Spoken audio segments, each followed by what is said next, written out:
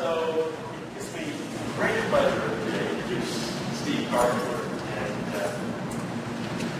I could go on for the whole hour talking about all the wonderful things he's done, all the ways he's been honored for all those things, but I won't. And let me just say that Steve has got his PhD at University of Wisconsin, and then was an assistant and associate professor at Notre Dame, and then back to Wisconsin. And he's a leader in experimental approaches to limnology and in thinking about the interface between ecology and economics. And among the many lists of honors that are going on, he's a member of the National Academy, the American Academy of Arts and Sciences. He's won the Robert MacArthur Award from the Ecological Society of America, or president of the Ecological Society. And his talk today is on the assessment of social ecological systems in Wisconsin watershed. Thanks very much, Alan, and thanks to all of you for coming. I can tell my voice is pretty loud. Does it need to be tuned at all? Not deafening? It's okay? All right, we'll go with it. Today I'm going to talk to you about a fairly large project that is in midstream. So I have essentially no conclusions from the project, but I have a lot to say about how we set up the project and the way the project is moving. And I hope that it'll be interesting to you to hear about a project that's in midstream, and useful to me to hear some of your feedback about this project that's still at a stage where we could do a lot of adapting and changing. I'm going to talk to you about the watershed where I live, the Yahara watershed of Wisconsin around Madison. And the project centers on a long-term perspective of this watershed. And long-term thinking is extremely important. A lot of ecology tells us that.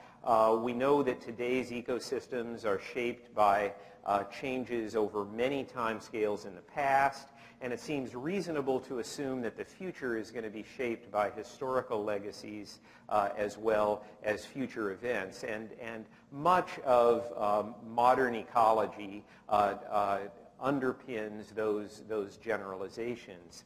But long-term thinking is, even though it's clearly important in ecology, is not common and is apparently quite difficult for people, and that's one of the challenges we're facing in this project. And I'm going to try to develop that idea as we go forward. This project is about a human-dominated system, so it is not just an ecosystem.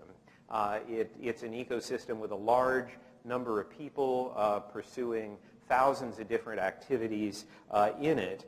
And in human-dominated systems, looking forward is, I think, especially difficult for several reasons. One is that human volition is extremely difficult to predict, and it's human volition that really will determine the future of this watershed.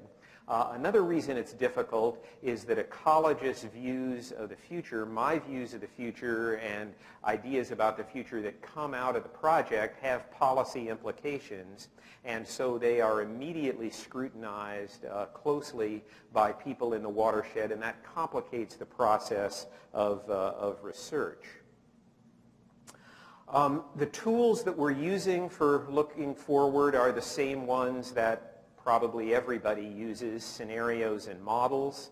These are complementary tools for long-term research. The scenarios actually carry the creative part of the process. They frame the uncertainties and the goals for the model analyses. And the models are technical tools grounded in long-term data and process studies that we use to try to make the scenarios more concrete. And together they help create questions and goals for the next steps of research. And my talk today is going to focus on both scenarios and models for long-term projections. I'm going to cover these 5 topics. First, I need to tell you a little bit more about the watershed so you know what we're talking about. And I'll talk a little bit about our research process and some of my colleagues. I'll describe our 4 scenarios for 2070 that are the focal point of the project. I'll talk a little bit about some of the modeling challenges. I'll talk about one challenge in depth and allude to the others. Say a few words about policy design and evaluation for this changing system, and then try to wrap up. So first, the Yahara watershed and what we are trying to do. The watershed is an urbanizing agricultural region around Madison, Wisconsin. So that pink urban region that you see in the map and this urban isthmus between 2 lakes that you see on the photograph are Madison, Wisconsin. The lakes in the photograph and in the map are iconic landscape features of the region and are a focus of our research. The role of the cows will become clear in a moment. It's about 1,400 square kilometers, close to 400,000 people. This is a region that has a very long legacy of ecological research. Limnology started on the shores of the largest lake, Lake Mendota, in 1875 when E.A. Burge arrived from Harvard and started the program at Wisconsin that has lasted to the present day. The area around Madison is also famous for terrestrial ecological research. So there's a tremendous legacy on which to build. These lakes have been an NTL, North Temperate Lakes Long-Term Ecological Research Site since 1994. The region is facing a number of challenges, some of which are relevant today. Precipitation is becoming more variable and it's getting warmer on average, which is true of a lot of places. We have tremendous problems with phosphorus pollution of soils and waters, and I'm going to say quite a bit about that.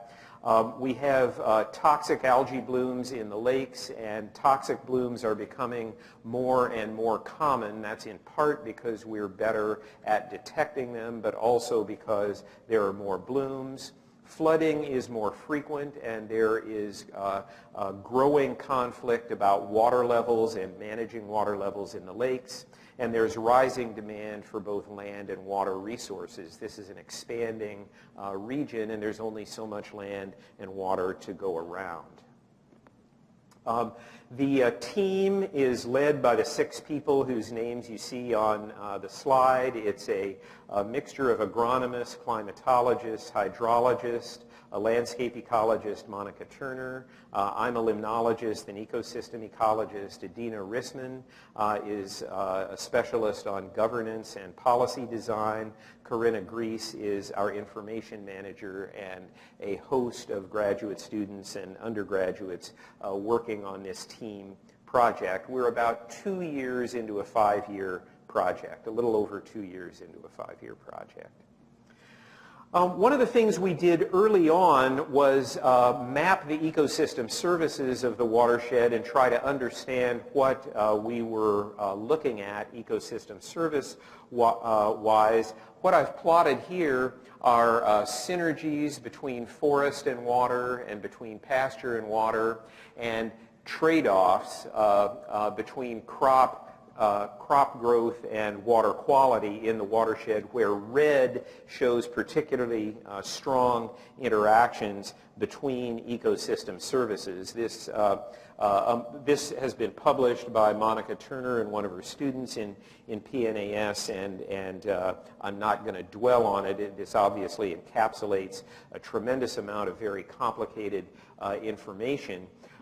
One of the key points is that natural regulation of water quality is positively associated with forests and pasture. So in general, the forest and pasture lands are having a salutary effect on water quality, groundwater recharge, and runoff in the watershed. And row crops and dairy are the opposite. Row crops and dairy have very strong negative associations with water quality, groundwater recharge, and runoff. And there's a great deal of heterogeneity across the watershed in those issues. We also looked at the spatial pattern of water quality interventions very early on. So what's going on with governance in the watershed, and what is going on with interventions to manage water quality?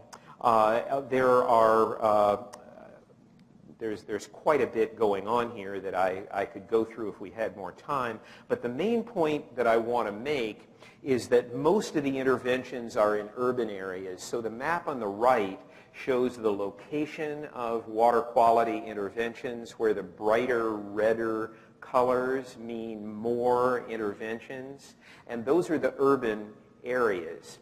And the urban areas are not the problem for water quality. More than 80% of the pollution is coming from the rural areas, and the effort is going into the urban areas. So there's clearly a mismatch from the get-go in the way management is operating in this watershed. Our research process involves the development of 4 qualitative storylines for the watershed out to 2070. And these qualitative stories are based on local stakeholder input, and I'll say more about them momentarily. At the same time, in parallel, we're going through a process of identifying drivers of change, including climate, social-economic factors, land use, agricultural management. I mentioned our analysis of governance. Eventually, these will all come together in model simulations that will provide a quantitative skeleton for the flesh of the qualitative stories. And our goal is to look at future trajectories of 10 ecosystem services that are listed at the bottom of the slide.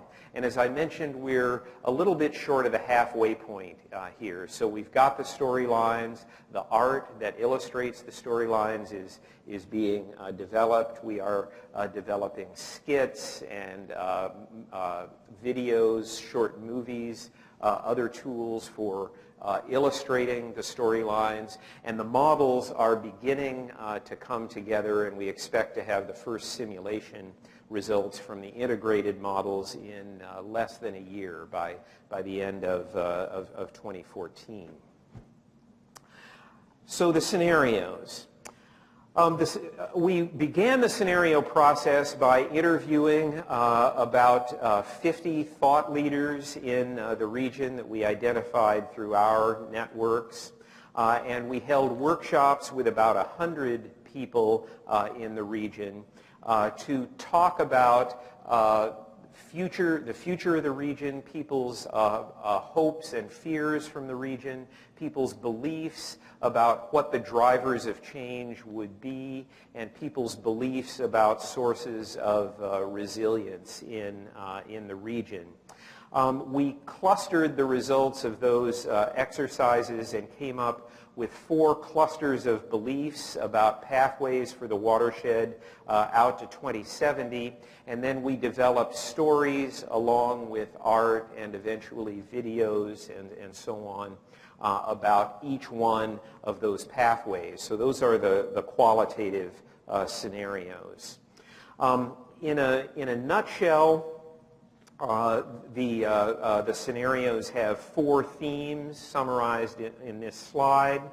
The nested watershed scenario is driven by government. Change is government driven by intervention to maintain nature's benefits according to society's preferences. In the abandonment and renewal scenario, there is a disaster that leads to dramatic decline in the population of the region and an extensive reorganization.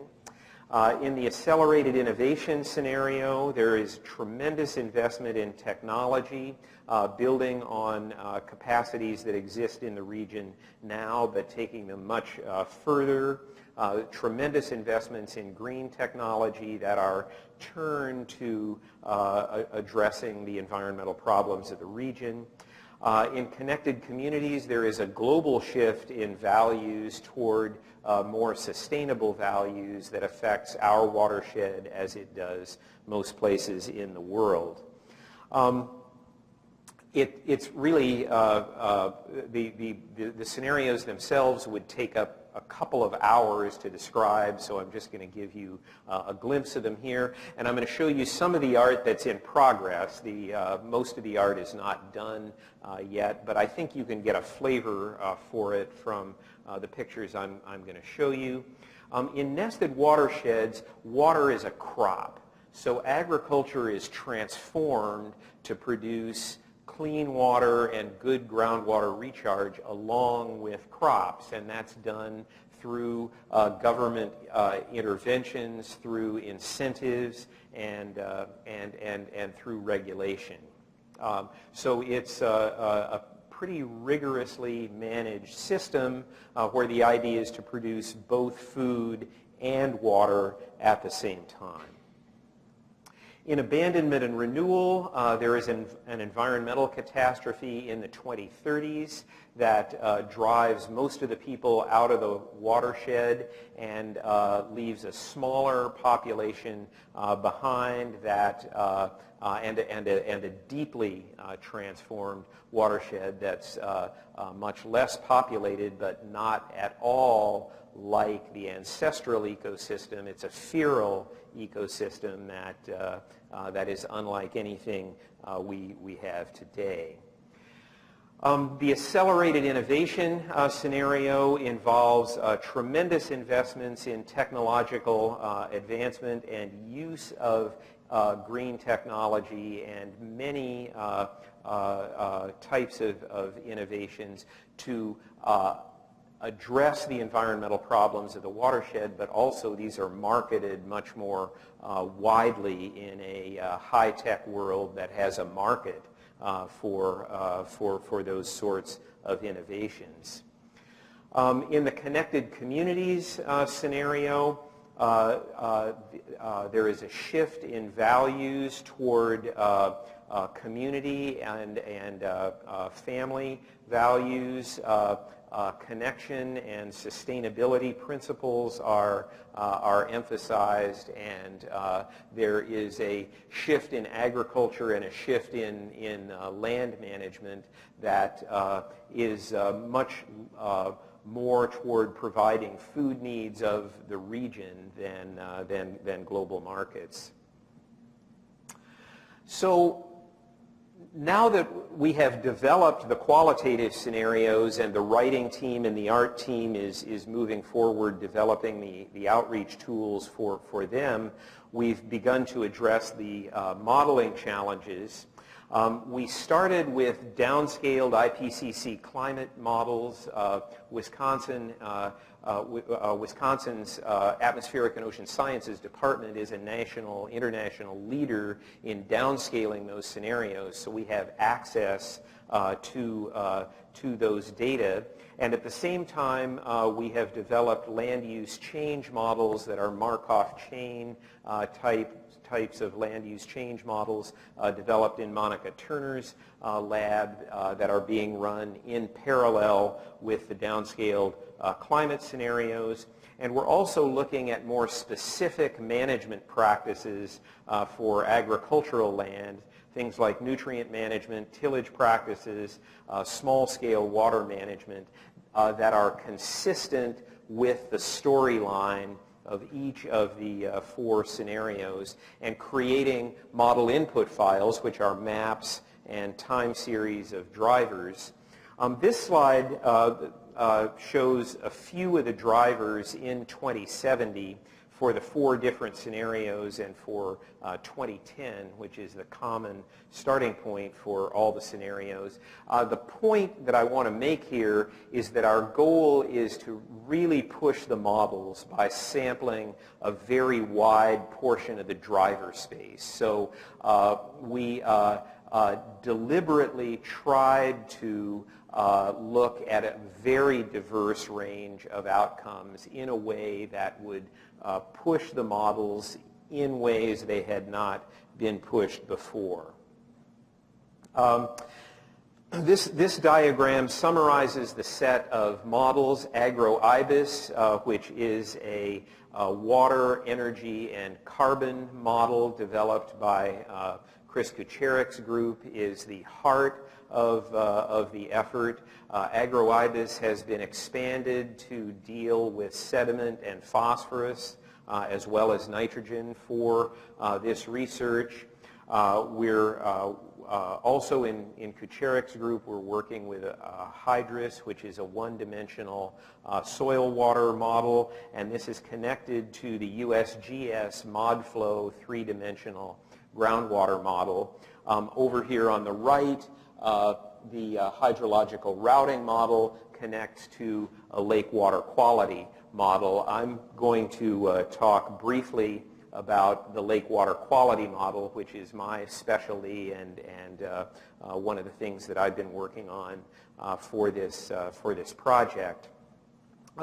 Variability is a hallmark of the phosphorus loads to the lakes in the Madison area. Lake Mendota is the largest lake at the top of the drainage, and Lake Mendota's outflow determines the nutrient inflow to the other lakes down the chain. So pretty much the water quality of the chain follows the water quality of Lake Mendota. So I'm going to focus on Mendota here.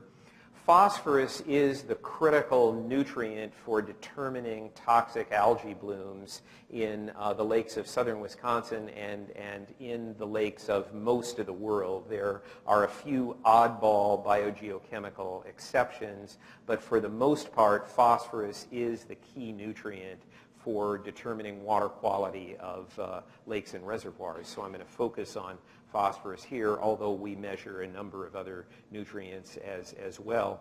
What I'm showing you here is 23 years of daily phosphorus loads to Lake Mendota. So each dot is a day, and then each vertical column of dots is a year in the 23 years, and I've overlain with quantiles to show you the patterns, and there's quite a bit of variability here. We've looked at a large number of probability models for the pattern, and the best fitting one is a 3-part gamma distribution, which I'm showing you here. And as far as I can tell, no one in hydrology or biogeochemistry has used this model before, but it fits our data extremely well. The observed data are the gray line. The red line is the maximum likelihood fit of the 3-part gamma distribution, and the 3 components are shown in purple, blue, and green respectively. So the purple component is a very low load component. It occurs about 34 days per year on average, and those are days when it's extremely cold and the streams are mostly locked up with ice. The baseline condition, the most common condition, occurs about 302 days per year and accounts for 21% of the load. Note the x-axis is a log axis, so you don't have to move very far on the x-axis to get a lot more phosphorus. The green component occurs on average 29 days per year and is 74% of the load. And so those high load days, less than 10% of the days of each year, are accounting for about 3/4 of the load. So those are the days that you really need to focus on in order to understand what's going on with Lake Mendota. So what's going on high load days? They're a juxtaposition of two conditions, a lot of runoff and a lot of phosphorus. And in order to understand how this works, you need to know a little bit about phosphorus budgets of the Yahara watershed. And I think these are typical of many Midwestern dairy-dominated watersheds. So the phosphorus pool in soil plus manure is enormous compared to the annual flux to the lake. There are massive amounts of phosphorus in and on the soil of this watershed. In an average year, the phosphorus addition to the soil, the net addition, is 302 metric tons per year. By net, I mean that a certain amount of phosphorus is added to the soil in the form of feed supplements that pass through cattle and came out as manure, and feed that passed through cattle and came out as manure, and as mineral fertilizer phosphate. That's all input. The output is the food and dairy products and meat that is taken out of the watershed and marketed. The difference is those 302 metric tons per year. The annual P-load to the lake is 12 to 78 metric tons per year. So it's under a quarter of the net addition to the soil, and that's every year. So there is a significant net buildup of phosphorus on the land surface and soils of the watershed, even as there is an amount of runoff into the lake that's more than enough to degrade water quality. This happens when there's a coincidence of manure on frozen soil or bare phosphorus-rich soil combined with a snowmelt event or heavy rain. And right now in that watershed, an awful lot of the land area has manure on it. And Wisconsin is frozen now, but that won't last. At least so far, every year, Wisconsin has thawed at some point in time. And when that happens, we're going to have some high phosphorus load events. And that's going to load up the lakes. So how are trends looking? Well, we've got a lot of manure. So the green line in the upper graph shows total manure production for the watershed from about 1930 to a little bit after 2010, and you can see there's a general upward trend. And that's true even though the number of cows is going down because we've got better cows. So we're getting more manure per cow, even though there are fewer of them. So there's a lot of manure out there to be washed into the lake. And we're also getting more precipitation and more big storms. So since the Dust Bowl era, we have gotten about an inch a decade more precipitation on average, with a lot of variability. But the number of big storms is also increasing. So the histogram below shows storms with precipitation more than 50 millimeters, that's about 2 inches in the gray bars, and storms with precipitation greater than 75 millimeters in the black bars by decade since the 1930s, and we're getting more big storms now. If you look at 6-inch storms more than 150 millimeters, they're essentially all in the 2000s.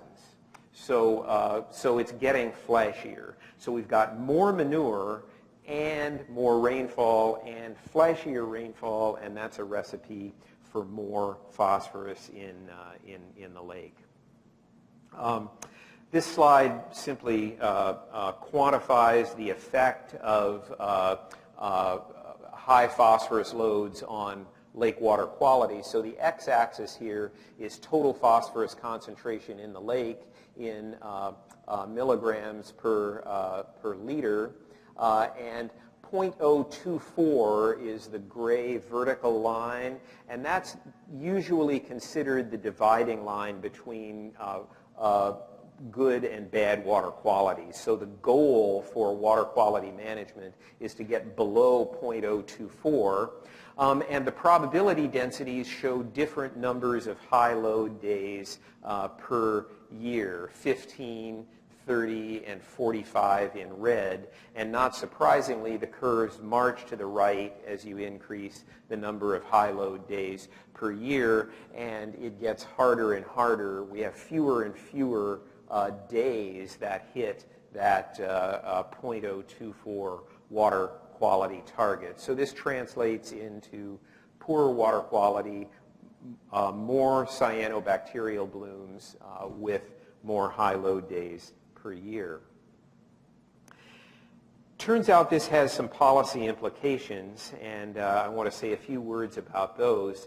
The people who live in the Yahara watershed are well aware that water quality is deteriorating, and there's a tremendous amount of effort that has gone in to trying to improve the water quality, and so the colored bars, the colored graph shows contour cropping, waterways, grassed buffers, and wetland restoration that have been implemented since the late 1970s to try to improve water quality. And there's been quite a bit that's been implemented. The gray and black lines show conservation plans and nutrient management plans that have been developed for individual farms in the region. Those plans generally lead to some action by the land manager, by the farmer, to address phosphorus runoff, and you can see the number of plans is increasing. Those will eventually translate into management actions in the future. So there's been a lot going on, close to in the neighborhood of $20 million of expenditures to make these improvements in water quality. But there's no significant trend in whole lake phosphorus budgets. So these are, this slide shows the components of lake phosphorus budgets from 1976 to 2008. The red line is probably the most important one. That shows the total loads of phosphorus to Lake Mendota, which is the keystone lake in the chain, and there's no significant trend there. There's a big year, which is 1993. That was the year we had huge floods in the Mississippi, and the Midwest was underwater, and we got a lot of load that year. And there's an extreme low in about 1987-88 when we had a drought. So things bounce around a lot, but there's no significant trend there. So all of those interventions have been put in place, and the lake is not seeing anything. So this leads to a huge problem for policy assessment, because the nice experimental design that was set up in the 1990s is shown on the left. And the idea was that we were going to do a lot of management interventions in the green line, and nutrient loading was going to go down in the red line, and there'd be no change in the other drivers. So nature wouldn't change anything. The interventions would be put in place, and we'd get a nice result.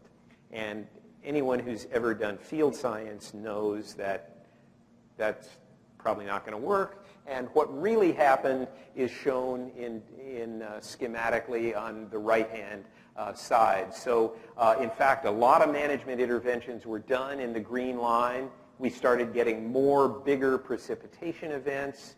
We had an increase in land use intensity, more manure, and nutrient loading didn't change at all. So what's going on? And right now there is considerable debate and some strongly competing narratives in the watershed about what is going on here. Why is nutrient load not improving? Is it that we did things and offset natural changes that were adverse, or is it that the interventions we're doing just don't work, and maybe we should be doing something else? So what can be done, to try to provide some technical information to address these arguments? There seem to be three possibilities. One is to try to compare sub-watersheds that have contrasting management interventions. And we do have a lot of sub-watersheds, and there has been some contrast. So this might work. It might enable us to illuminate some of the differences. A group of landowners and industrial funders actually have started a very interesting before-after analysis of an intensive project in one sub-watershed. So the group is going into this one sub-watershed not with government intervention but with private intervention. To try to change the way land is managed and reduce phosphorus load to a creek called 6 Mile Creek, which is a tributary of Lake Mendota. And the hope of this group is that because it's not done with the heavy hand of government, but is actually self-organized private entity doing these interventions, that there will be more cooperation and that things will go better. They're also putting in a before-after analysis, so they're going to know in a few years whether it's working. So that's a very interesting experiment, both a social and ecological experiment that's been initiated. And of course, we could try a lot of modeling, and as you saw before, we have a lot of models. Well, so let me try to wrap up what I'm saying here, because I'm drawing together a number of fairly complicated points. We've got an interdisciplinary group trying to understand the resilience of this fairly large watershed. We're focused on climate, land use and cover, hydrology, lake water quality, and governance. We have intensifying drivers. We're getting more storm events, more precipitation, and we've got more manure to be washed into the lake from those events.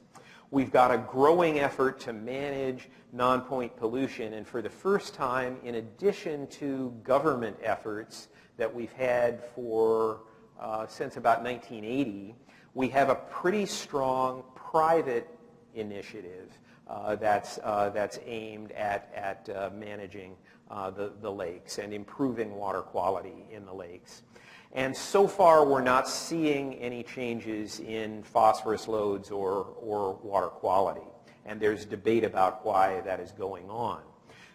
There are competing explanations of policy effects.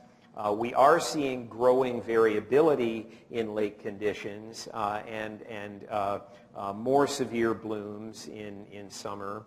And among some groups, there's growing feelings of uncertainty. There are a lot of questions being asked about whether the so-called best management practices for reducing nutrient load actually work, given our long history of application and no change in the lakes. We've developed 4 very different stories about future change based on existing beliefs in the watershed. We're in the transition now from narrative stories and art to models and quantitative analyses. That'll play out over the next year or two. One of the key events from the modeling we've done so far is that extreme events are really critical. Those average of 30 or so days a year of big phosphorus load are really where the action is. And modeling those events is a challenge. We're really good at modeling medians, but we need to get good at modeling extremes to deal with the way this system works. Long-term thinking is needed to understand and manage ecosystems. That's a broad lesson of ecology and environmental science over many decades. Scenarios are an interesting tool for making the future concrete, accessible, and human. Long-term thinking is not common, and scenarios can perhaps make it a little easier and a little more common and trigger conversations about long-term options and logical consequences in a way that doesn't advocate. It simply says, well, here are 4 ways the future could turn out, and here's how we think each of the 4 may play out. Because the scenarios involve art and videos and skits and so on, they're well suited to education and outreach. And we're also using the scenarios to really push our current suite of models for dealing with climate change, land use change, hydrology, and water quality in the watershed. So historic legacies, we believe, shaped the present, and current events are going to shape the future, and we're sitting there like Janus in the middle, trying to calibrate by looking back and prospectively look forward at the same time. And of course, the problem is that now is moving, right? Now, just as soon as you think you understand now, it's tomorrow. And so our observations and experiments have to keep moving, and the scenarios and models and theories that we're using to look forward have to keep moving. And I believe that one thing that will happen, is beginning to happen and will happen in our watershed, is that the stories, the scenarios, and the models are going to begin to change the way the managers think. I think that's already happening, actually, through our meetings with both the government managers and the private group that's doing this interesting adaptive management experiment.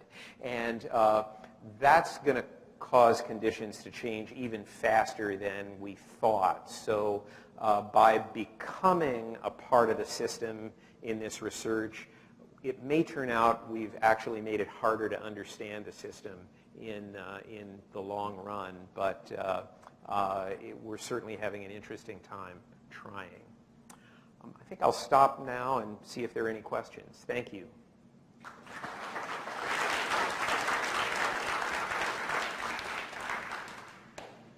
Yes? I think you know the answer why the interventions aren't working, is because they're all in the urban area, and the source of the pollution is Well, that's farms and the dairy farms.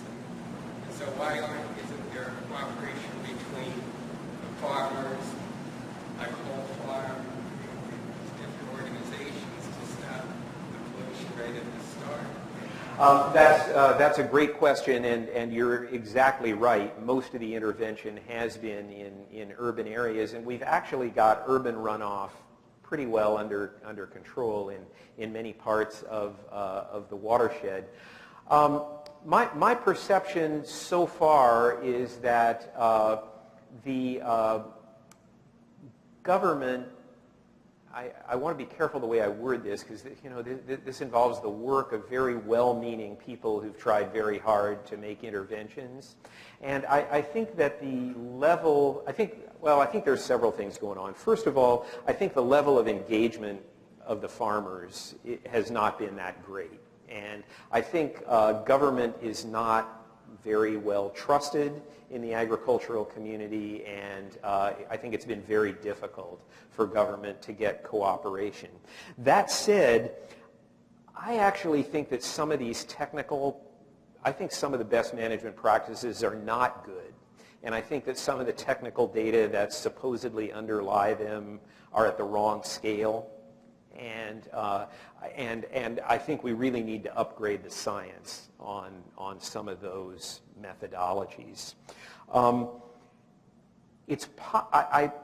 I'm very intrigued by this private intervention that is going on, because the people who are orchestrating it are not from the government, and they're not there to help the farmers. Some of them are farmers, and several of them are industrial leaders in Madison. There are a number of companies in Madison who feel that they're competing for highly skilled employees in a global market, And the quality of life in Madison is very important for keeping people there, and they see the lakes as part of that quality of life, and they're contributing quite a bit of money in this 6 Mile Creek experiment, which is both a social experiment and a natural science experiment, because they're measuring the effect of the best management practices at a pretty large spatial scale, which is not generally attempted, and they are working with the farmers in a new way, and they might get more cooperation. Alan? So, could you say a little bit more about how you would explicitly put some of the economic considerations, which clearly are at the heart of a lot of the decisions by farmers and others, into the mix? Yeah, that's a great question. We in the late 90s we did a fairly detailed economic analysis of this watershed, and actually economically people should be putting a huge effort into cleaning up the lakes. The economic value of good water quality in the lakes is very high compared to the size of the agricultural economy. And so you would think that there are economists in the room, and I'm practicing economics without a license, but you would think there would be some sort of equilibration there, and that some of that value would be used to pay the farmers to clean things up. And so why hasn't it happened? Well, part of the answer, I think, is in my answer to Dave's question just moments ago. In fact, I think maybe the entire answer is there.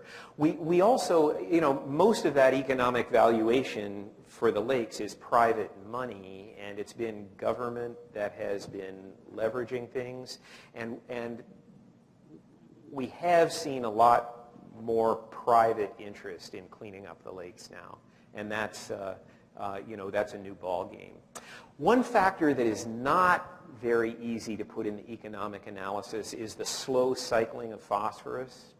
The turnover time of phosphorus in the surface soils that you see in this photograph is on the order of a couple hundred years. So it takes a really long time to depurate the phosphorus from the soils. Yes? If there's this enormous inventory of phosphorus in the soils, why do farmers continue to apply phosphorus? Great question, and the farmers actually really understand that they don't need to use mineral fertilizer very much anymore, and mineral phosphate fertilizer use is dropping in the watershed. That message is out. The problem is manure. And in order to make it economically as a dairy farm, you have to run a fairly large herd, and that means you've got a lot of manure, and manure is essentially water. It's as expensive to move as water is to move. Larger and more concentrated, the ability of farmers to move that manure back onto the cornfield is vanished, right? Exactly. And so they way over-fertilize closer to the barns. One experiment we are trying in the watershed, or that is being tried, is manure digesters. We have 2 of them online now, and the hope is to go to perhaps a couple hundred of them over the next few decades. They're pretty expensive, and we're running into glitches with their effectiveness now.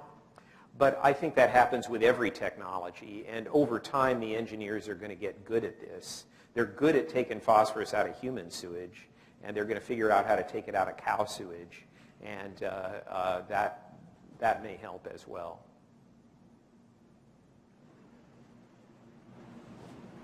So you're talking about these high-low days increasing, correct?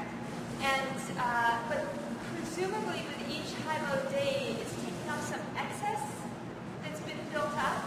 And so as you get more and more high-low days, is it possible that there's less and less of that excess, and there's a saturation to how much additional phosphorus that can lead to? Is that part of the dynamics here, or are we nowhere near that saturation point? I did not build phosphorus saturation into the model results that I showed you today. In that big, complicated mechanistic model, it's on our list to build in phosphorus saturation. We know that we have a few farms in this watershed where the soil phosphorus is saturated to the point that we're getting phosphate dissolved in soil water and groundwater, but most places we don't have that. So it's still, even though we have really high soil P concentrations, they're not so high that we're getting phosphate ion coming out in groundwater yet.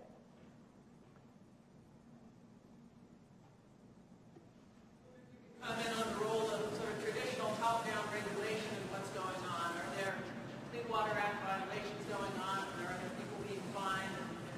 No,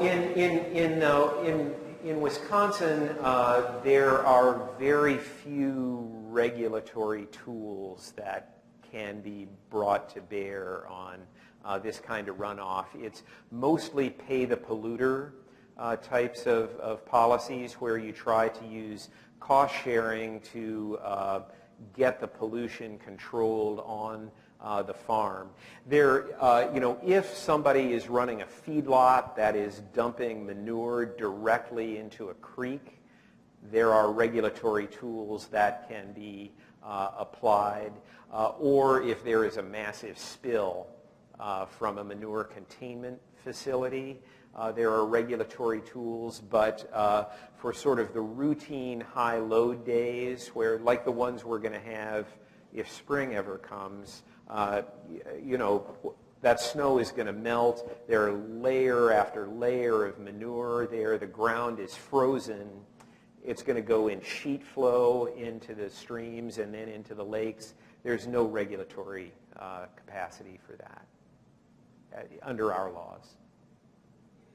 Water Act or federal act? The way the Clean Water Act is impacting this system is through there's a total minimum daily load on the Rock River, which the Yahara River is a tributary to, and the Yahara River is charged with meeting a goal for the Rock River TMDL, and the Madison area lakes, the lakes I've just been talking about, are the major reason for not achieving the TMDL.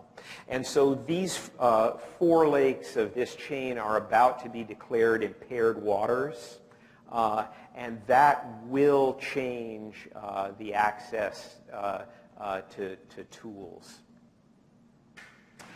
That said, the water quality goal for the lakes is pretty soft, I think. I mean, they're going to be declared impaired waters with pretty high total phosphorus targets, in my view. There's no more questions. Let's thank Steve again. Thank you.